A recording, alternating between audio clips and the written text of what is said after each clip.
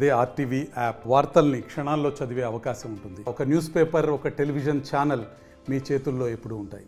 ఉద్దానం ప్రాంతం ప్రజలను కంటి మీద కునుకు లేకుండా చేస్తున్న ఎలుగుబంట్లు ఈరోజు వారి ప్రాణాలను తీయడానికి కూడా వెనకాడే పరిస్థితి లేదు. ఉద్దానం ప్రాంతంలో వజ్రూప్ కొత్తూరు మండలం గడూరు దెప్పూరు గ్రామం మధ్య జరిగినటువంటి ఘటనలో నెల రోజుల క్రితం ఒక మహిళ అక్కడ ఘటనా స్థలంలో మృతి చెందడం జరిగింది. మరోవైపు ఈరోజు తెల్లవారుజామున అదే మండలానికి సంబంధించి అనకాపల్లి గ్రామ శివారుల్లో తమ పొలంలో పనులు చేస్తున్నారు. అంటే జీడి తోటలు పూతకొచ్చే టైం కావడంతో తోటల్లో ఉన్నటువంటి ఏదైతే చెత్తా చెదారాన్ని తొలగించాలి, లేదంటే పిక్కలు పండే టైంలో మాత్రం అవి ఆ చెత్తలో పడి ఆకుల్లో పడి కనపెడుకుంటూ పోతే వాటిని సేద్యం చేసేందుకు ఒక కుటుంబం లోకనాథం కుమారి వారిద్దరు కూడాను ఆమె ఇద్దరు పిల్లల్ని తీసుకొని వచ్చి అక్కడ సేద్యం చేస్తున్నారు. ఉద్దానం ప్రాంతం అంతా కొబ్బరి తోటలతో పచ్చ తివాచీలా ఉంటుంది. అంతర పంటలుగా జీడి పంటలతో పాటు ములగ తోటలు కూడా సేద్యం చేస్తుంటారు. ఆ గ్రామాలన్నీ కూడా తోటల మధ్యలో ఆవాసాలు ఉండడం, తెల్లవారు లెగిస్తే ఇంటి నుండి బయటకు వస్తే తోటలో అడుగు పెట్టకపోతే వారి జీవనం సాగే పరిస్థితి లేదు. ఇటువంటి పరిణామాలు చోటు చేసుకున్న క్రమంలో ఇంటి నుండి బయటికి వెళ్ళినటువంటి వ్యక్తులు ఇంటికి తిరిగి వచ్చే పరిస్థితి లేకుండా ఎలుగుబంట్లు అనునిత్యం రాత్రి పగలు సంచరిస్తూ అటువైపుగా వెళ్ళిన వారిని హతమారుస్తున్నాయి. అందులో భాగంగానే ఈరోజు ఏదైతే అనకాపల్లి శివారులో ఉన్నటువంటి లోకనాథం కుమారులు జీడి తోటలో సేద్యం చేస్తూ తన ఇద్దరు పిల్లలను కూడాను అక్కడ ఆ తోటలోనే ఉంచడం జరిగింది. అయితే అటువైపుగా వెళ్తున్నటువంటి పిల్లల ఎలుగుబంటి వచ్చి ఒక్కసారిగా నలుగురిపై దాడి చేయడంతో లోకనాథం అదేవిధంగా ఆయన భార్య కుమారి ఇద్దరు కూడా ఘటనా స్థలం దగ్గరే మృత్యువాత పడ్డారు.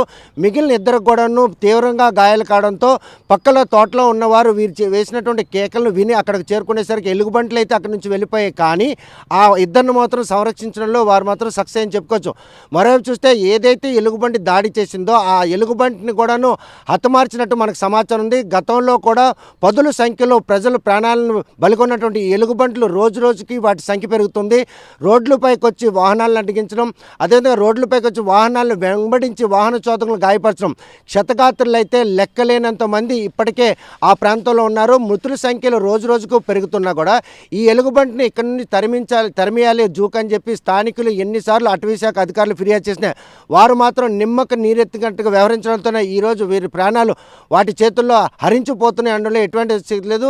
లోకనాథం కుమారి మృతితో ఉద్దానం ప్రాంతం అంతా కూడా ఒక్కసారిగా ఉలిక్కిపాటు గురైంది. ఎలుగుబంట్లు తాగునీటి కోసం అక్కడ తిష్ట వేస్తుంటే తీరం కూడా సముద్ర తీరం సమీపంలో ఉండడం అక్కడ సేద తీర్చడం, తిరిగి వచ్చి జీడి తోటల్లోనే అవి ఆవాసాలు ఉంటాయి. ఎందుకంటే జీడి పంట పూతకొచ్చే సమయం, జీడి పంటకు టైంకి మాత్రం వాటికి అవే ఆహారంగా భావిస్తుంటే అక్కడ వాటి పట్టుపోషణార్థం అవి రోజు రోజు కూడా తమ సంతాన్ని ఉత్పత్తి చేసుకుంటూ వస్తున్న క్రమంలో అవి మనుషులపై దాడి చేసే ప్రక్రియ మాత్రం ఈరోజు ఆ ప్రాంతం ప్రజలను కంటి మీద కునుకు లేకుండా చేస్తున్న అందులో ఎటువంటి అతిశక్తి లేదు. గతంలో ఎలుగుబంటి అటువైపుగా వచ్చినా కూడా ప్రజలు జోలికి వచ్చే పరిస్థితి ఉండేది.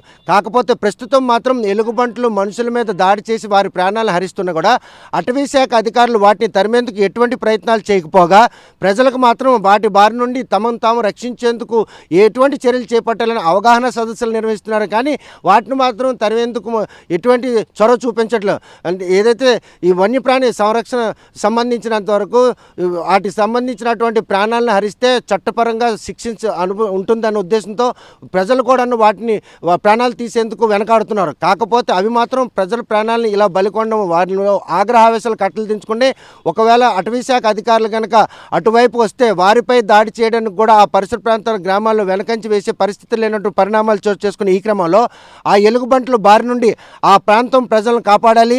రోజు రోజుకి తమ సంతానం ఉత్పత్తి చేసుకుంటూ అక్కడే తిష్ట వేస్తున్న ఆ ఎలుగుబంట్లని సంతానాన్ని అరికట్టాలంటే మాత్రం వాటిని అక్కడి నుండి తరిమేయడమే సరైనటువంటి శాశ్వత మార్గం అని గ్రామస్తులు కూడా చెప్తున్నారు.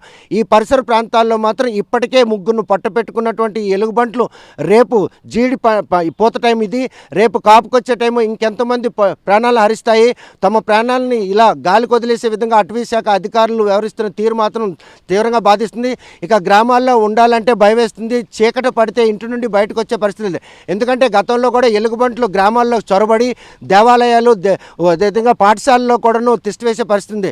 అటువంటి పరిణామాలు చోటు చేసుకున్న క్రమంలో ఎలుగుబంట్లు కనుక అటు సంచారానికి వస్తే అంటే కుక్కలు మొరగడం ప్రారంభిస్తాయి. కుక్కలు మొరిగాయంటే ఎలుగుబంట్లు వచ్చాయన్న సంకేతాలు ఆ గ్రామస్తులు తెలియడంతో వాటి నుండి వారిని కాపాడుకోవడానికి మాత్రం వాళ్ళు ఇంట్లోనే తాళదాచుకోవాల్సిన పరిస్థితి.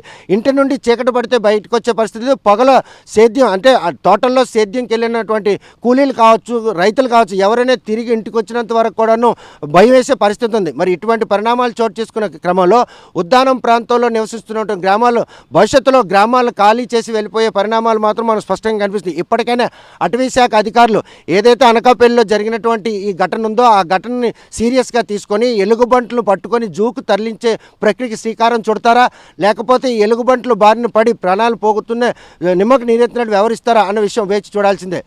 వజ్రపు కొత్తూరు మండలం అనకాపల్లి నుండి వీడియో జర్నలిస్ట్ రామకృష్ణతో సత్యం RTV శ్రీకాకుళం. మరిన్ని వీడియోస్ కోసం ఛానల్ ని సబ్స్క్రైబ్ చేయండి, లేటెస్ట్ అప్డేట్స్ కోసం వాట్సాప్ ఛానల్ ని ఫాలో చేయండి అండ్ లింక్ డిస్క్రిప్షన్ లో ఉంది.